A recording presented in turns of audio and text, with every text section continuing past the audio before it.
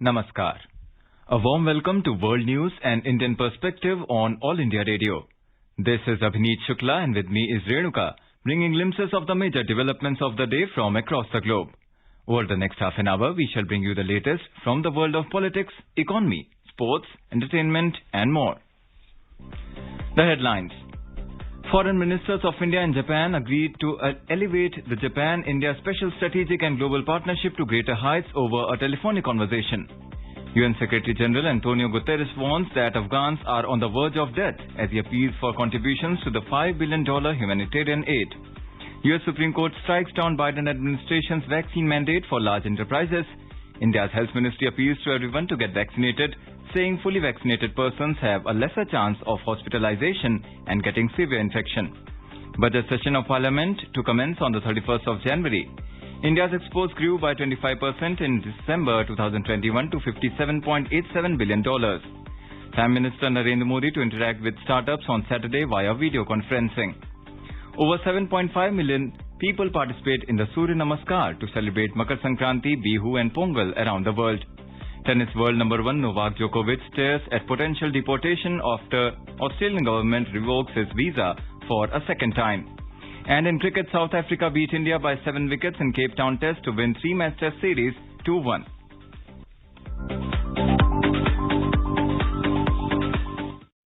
As the number of COVID-19 cases are rising fast in several parts of the country, we appeal to our listeners to be vigilant and get fully vaccinated and help others, including children between 15 and 18 years, to get vaccinated. As the new Omicron variant of coronavirus is causing concern, please continue to follow the 3 simple steps to stay safe. Wear a face mask, maintain 2 gaz ki duri for social distancing, and focus on hand and face hygiene. For any COVID-related information and guidance, contact the national helpline numbers 011 2397 8046 and 1075. And now the news in detail.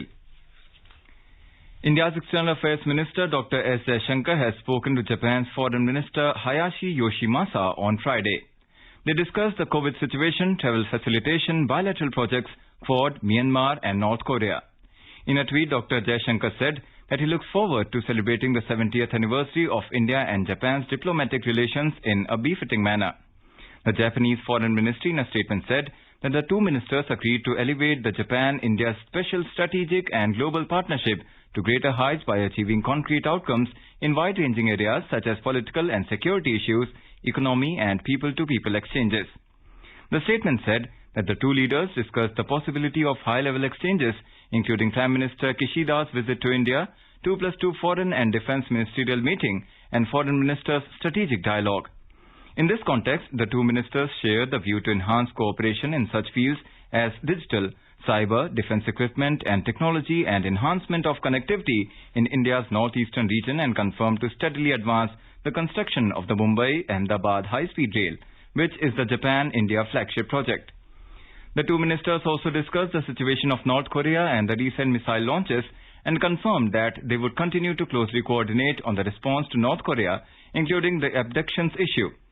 Quad cooperation also featured in the discussions as well as regional affairs such as Myanmar and confirmed to work hand in hand with each other.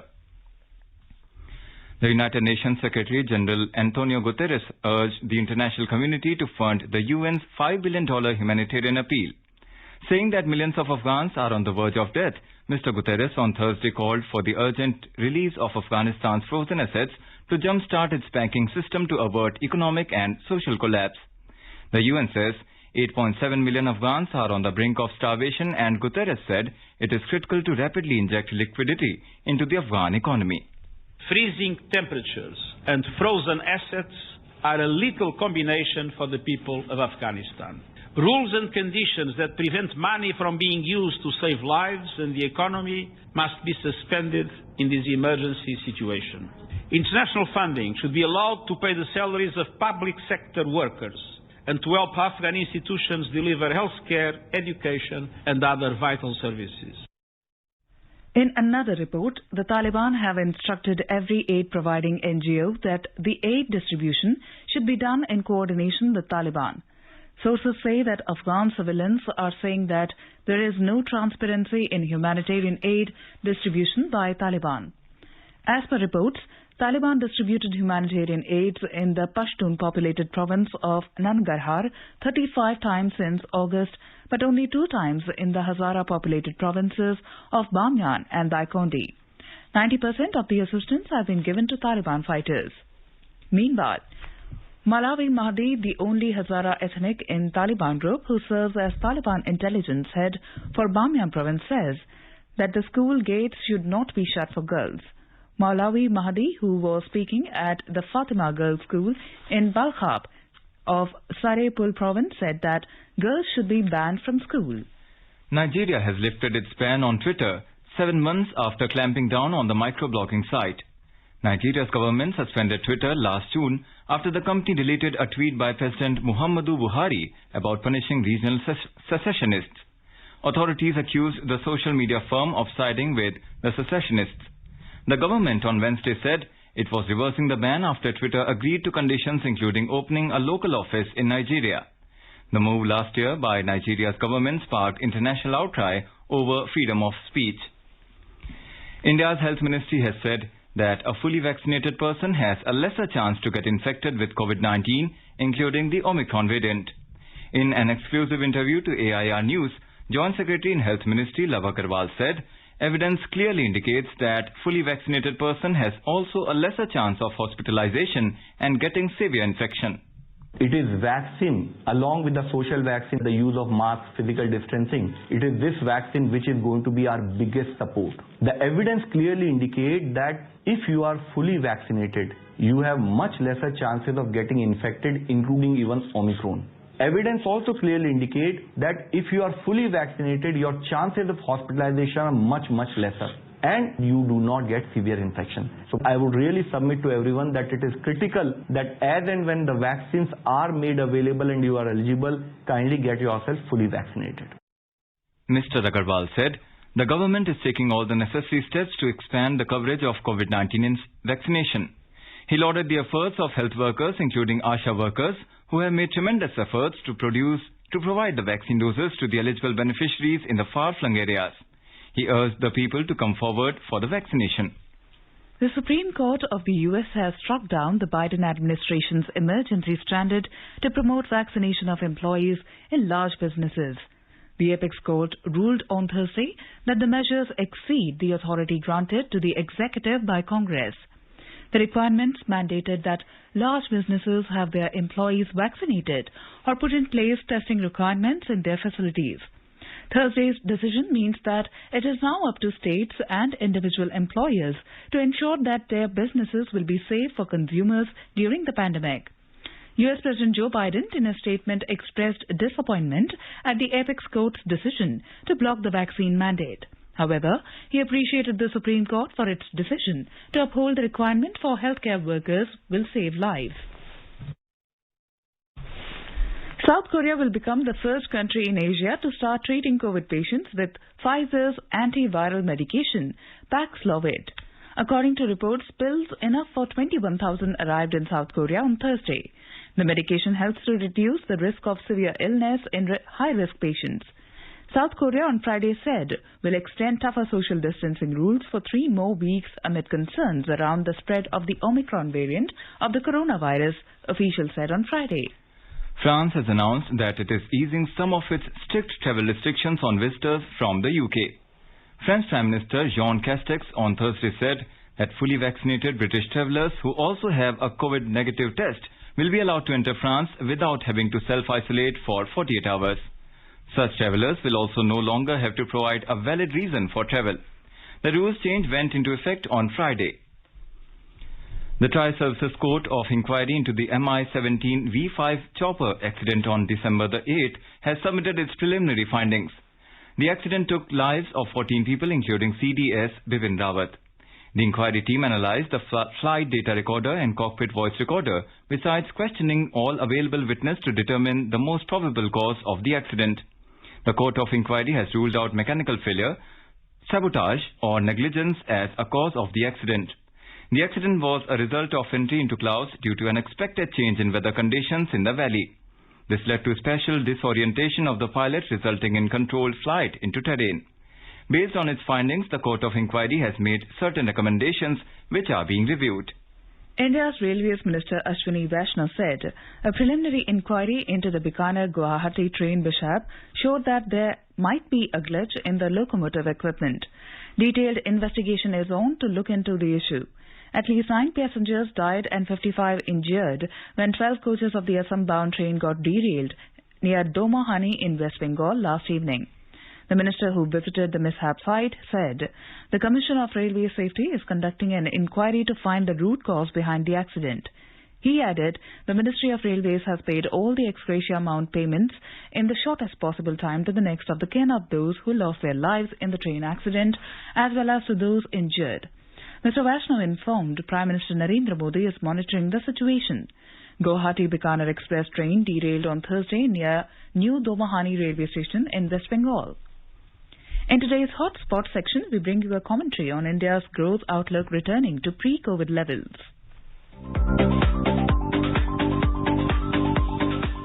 India's economy is expected to shine brightly in 2022, even as the country is facing challenges thrown up by the new variant of coronavirus. According to the Reserve Bank of India, the country's GDP expanded by 13.7% in the first half of 2021-22, with several sectors of the economy crossing pre-pandemic levels of output. Overall, the RBI has projected the growth rate for current financial year at 9.5%. Robust performance by the farm sector, more than expected performance by the manufacturing sector, and spectacular rise in construction and services sectors have contributed to such positive projections about the country's economy in the 2021-22. Experts maintain that the Indian economy is likely to register a growth of over 9% in this financial year. Moreover, expectation is that India is heading towards becoming the world's fastest growing major economy and may overtake Japan as Asia's second largest economy by 2030. HIS Market, a London-based analytics and solutions provider, attributes this performance by the Indian economy to the country's large and fast-growing middle class, which is helping drive consumer spending. According to HIS Market, India's economy is projected to rise from $2.7 trillion in 2021 to $8.4 trillion by 2030.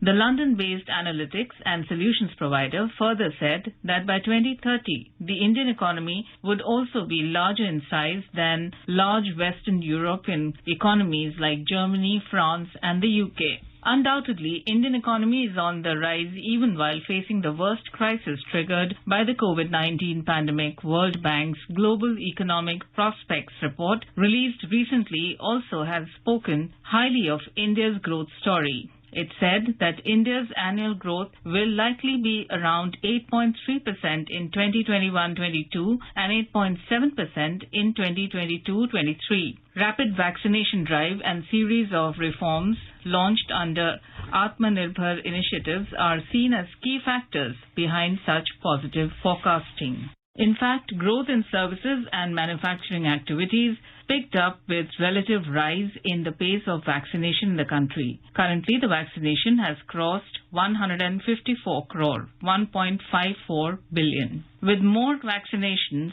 the chances of curbing the spate of serious illnesses can be limited, as is being witnessed now in India. Without bold steps and visionary moves by the country's leadership, vaccination of this scale would not have been possible. Yet, it is a series of reforms which have proved to be the game changer in India's tryst with economic growth. The government's offer of a special economic and comprehensive package of 20 lakh rupees crore, equivalent to 10% of the country's GDP, to fight the COVID-19 pandemic in early 2020 during the early phase of the pandemic. Structural reforms such as change in definition of micro, small and medium enterprises, MSMEs, new public sector undertakings, PSUs policy, commercialization of coal mining, increase in FDI limits in defense and space sectors have all played a significant role in making room for the growth of Indian economy. There have been economic measures too which took investors not only by surprise but also helped them in shedding their pessimism. The Indian government decided to reverse the controversial retrospective amendments of tax laws. It also reworked the policy framework for mobile companies to reduce their financial stress.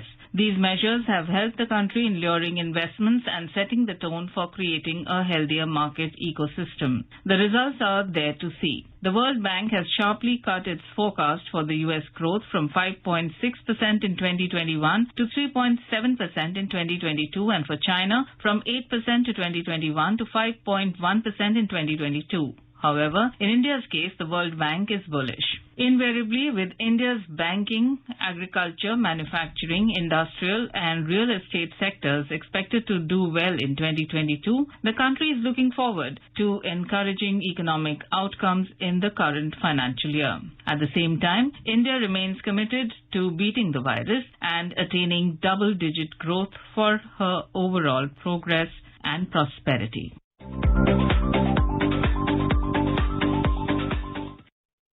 This is All India Radio giving you the world news. For quick news updates round the clock, follow us on Twitter at AIR News Alerts. Prime Minister Narendra Modi will interact with startups on Saturday at 10:30 a.m. via video conferencing. Prime Minister has been a firm believer in the potential of startups to contribute significantly to the growth of the nation. This was reflected in the launch of the flagship initiative Startup India in 2016. The government has worked on providing an enabling atmosphere for boosting the growth and development of startups. This has had a tremendous impact on the startup ecosystem in the country and has led to a staggering growth of unicorns in the country. More from our correspondent.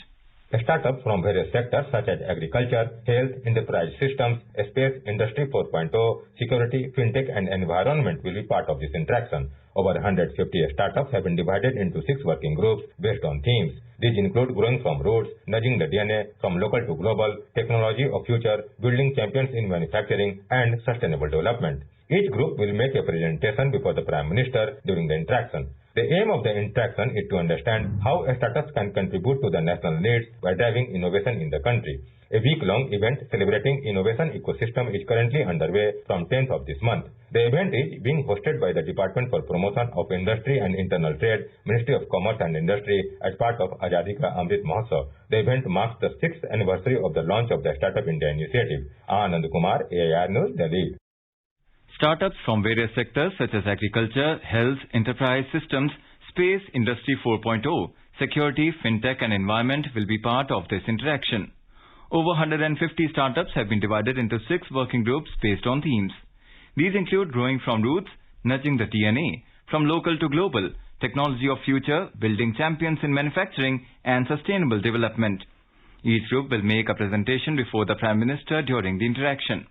The aim of the interaction is to understand how startups can contribute to the national needs by driving innovation in the country. A week-long event celebrating innovation ecosystem is currently underway from the 10th of this month.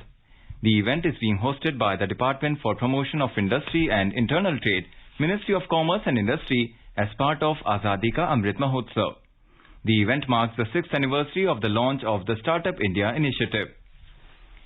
Meanwhile, Commerce Minister Piyush Goyal has called upon global venture capital funds to focus more on startups from Tier 2 and 3 cities. He was chairing the 4th roundtable with global venture capital funds organized by the Department for Promotion of Industry and Internal Trade as part of the Startup India Innovation Week. The budget session of the Parliament will commence on 31st of January. The first half of the budget session will run from 31st of January to 11th of February. It will reassemble on 14th of March to sit until 8th of April, subject to exigencies. The government will present the budget for fiscal 2022-23 on 1st of February. The winter session of the Parliament concluded on the 22nd of December, a day ahead of the schedule. Moving on to sports, the Australian government has cancelled tennis superstar Novak Djokovic's visa for a second time on Friday. Djokovic now is staring at the possibility of a deportation from the country after he arrived there without having taken a COVID-19 vaccine shot. The cancellation effectively means Djokovic would be barred from a new Australian visa for 3 years, except under certain circumstances. Immigration Minister Alex Hawke said, Prime Minister Scott Morrison's government is firmly committed to protecting Australia's borders, particularly in relation to the COVID-19 pandemic.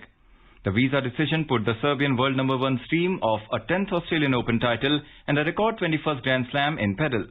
Djokovic is the tournament's top seed and flew into Melbourne Airport on January 5th, claiming a vaccine exemption because of a positive PCR test result on December 16th.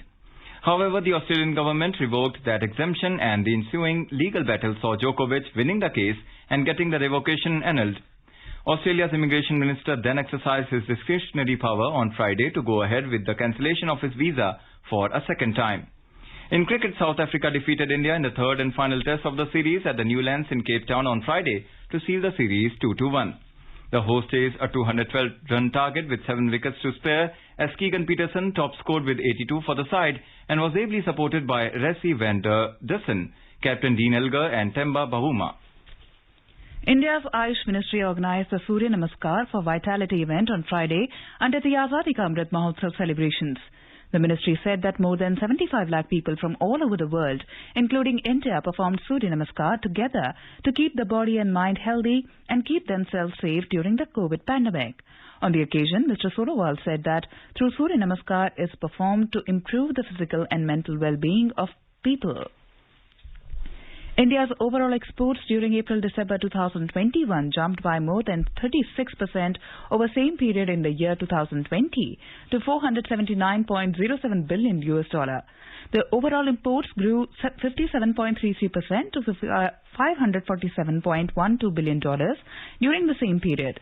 Merchandise and service exports grew by 25% in December 2021 to $57.87 billion, while the overall imports grew by more than 33% to $72.35 billion during the same period. The World Bank, in its latest Global Economic Prospects report released earlier this week, projected India's growth outlook to be 8.7% in the financial year 2022-23. The report attributes the outstanding outlook to an improving investment climate with private investment. The report underlines that the production-linked incentive PLI scheme and increases in the infrastructure investment have particularly benefited the manufacturing sector.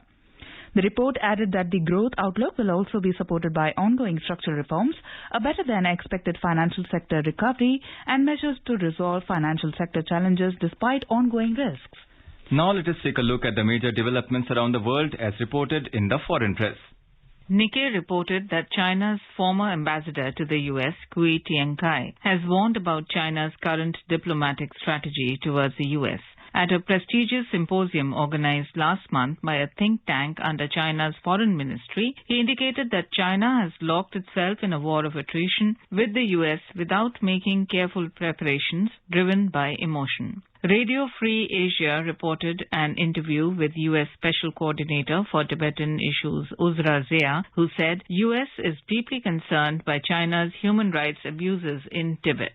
She said her goal is to build a coalition to end severe repression. Moving on to Bangladesh, where the Daily Star reports that the advisor to former Prime Minister Begum Khalida Zia was sent to jail on Thursday in a case filed over obstructing police from performing duties. Considering the serious threat of climate change faced by Bangladesh, the government has decided to create mangrove forestry in 17,000 hectares of land between 2021-22 to 2023-24 to protect forestry and wildlife. UNB reports that the government has also decided to publish an updated version of the climate fiscal framework in line with Delta Plan 2100 and SDGs. Information and Broadcasting Minister of Bangladesh, Dr. Hassan Mahmood, has said that passports of those who are conducting propaganda against the country staying abroad may be cancelled. The official news agency, BSS, quoted Dr. Hassan as saying that staying abroad, hatching conspiracy to create anarchy, and spreading confusion among the foreigners are acts of sedition. Now moving on to India's Himalayan neighbour Nepal, where ANI carried the headline, Nepal's Rashtriya Ekta Abhiyan demonstrates against Chinese interference, burns pictures of Chinese ambassador Hu. Covet Hub quotes political analyst and Professor Vijayakant Karna saying that the Chinese embassy in Nepal is deceiving people with fact-twisting claims and tainted voices. He was referring to the remarks of the Chinese embassy regarding the protests held by organizations which have alleged China for encroaching Nepal's territory, imposing an undeclared blockade on Nepal, banning Nepali students from returning to China and interfering in Nepal's internal affairs.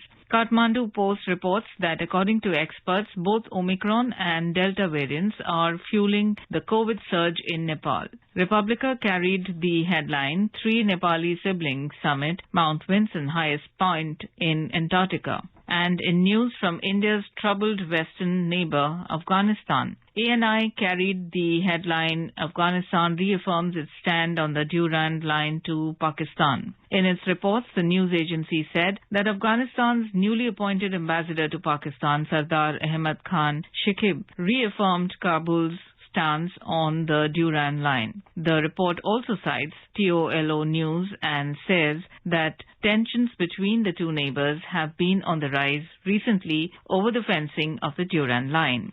Most Afghan publications prominently carried the appeal by Mr. Guterres to the international community to fund UN $5 billion humanitarian aid for the people of Afghanistan. The report stated that the U.S. has frozen $7 billion in Afghan foreign reserves, mainly held in the U.S. The Kama press agency reports that ATMs will be operational in Afghanistan first time since the Taliban returned. The services stalled after the Islamic Emirate regained power on August 15 last year and are now supposed to be operational back from Saturday, January 15. And now let's take a look at what featured in the press in the rest of the world. The Globe and the Mail carried the optimistic headline that Omicron wave may be nearing its peak, according to Quebec and Ontario. The Guardian writes that Ukraine was hit by a massive cyber attack on government websites. Sputnik News reports that new research teases the possibility of radiation shields making super-Earths friendly for life. And Financial Times writes that China's trade surplus hits on annual record as exports soar by 30%. The monumental national flag, which is the world's largest national flag made of khadi fabric, will be put to a grand public display along the India-Pakistan border at Longewala in Jaisalmer to celebrate Army Day on Saturday. Longewala was the center stage of the historic battle between India and Pakistan in 1971.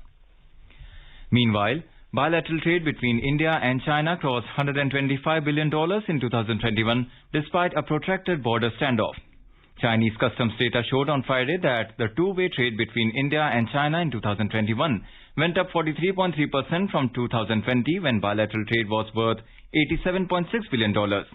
Trade deficit between the two countries remained in favor of China at $69 billion. Our Beijing correspondent reports that the deficit in trade has been a constant source of friction between New Delhi and Beijing, with India complaining that China hasn't given Indian companies access to sectors like pharmaceuticals.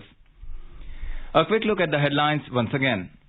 Foreign ministers of India and Japan agreed to elevate the Japan-India Special Strategic and Global Partnership to greater heights over a telephonic conversation. UN Secretary General Antonio Guterres warns that Afghans are on the verge of death as he appeals for contributions to the $5 billion humanitarian aid. US Supreme Court strikes down Biden administration's vaccine mandate for large enterprises. India's Health Ministry appeals to everyone to get vaccinated, saying fully vaccinated persons have a lesser chance of hospitalization and getting severe infection. Budget session of Parliament to commence on the 31st of January. India's exports grew by 25% in December 2021 to $57.87 billion. Prime Minister Narendra Modi to interact with startups on Saturday via video conferencing. Over 7.5 million people participate in the Surya Namaskar to celebrate Makar Sankranti, Bihu and Pongal around the world.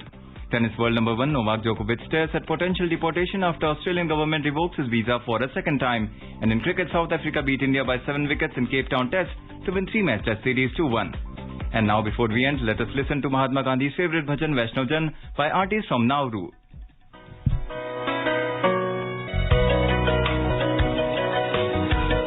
Vaishnav Jan